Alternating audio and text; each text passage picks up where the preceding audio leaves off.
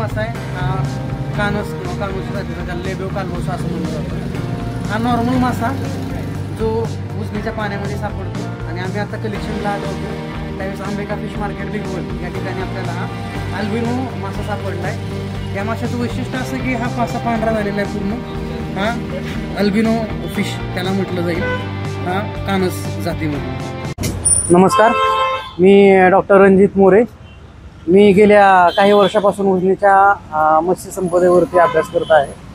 तो अभ्यास करत असताना मी आणि माझे मित्र अविनाश सूर्यवंशी सर दोघंजण माशांचा अभ्यास करण्यासाठी बिगवण या ठिकाणी गेलो असता तेथील मासळी मार्केटमध्ये आम्हाला कानस जातीचा पांढऱ्या रंगाचा मासा आढळून आला.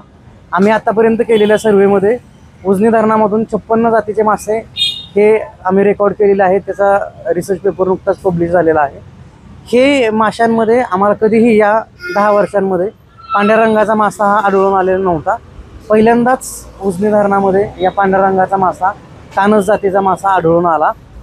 या माशाचं वैशिष्ट्य असं की हा मासा एकतर याच्यामध्ये जनुकीय बदल झाल्यामुळं हा मासा आलेला असण्याचे चान्सेस आहेत, की ज्याचं कारण मेनली जलप्रदूषण असेल, त्याच्यामध्ये होणारे जनुकीय बदल असतील, पर्यावरणामध्ये होणारे बदल असतील, हे एकंदरीत त्याची कारणं आपल्याला सांगता येतात.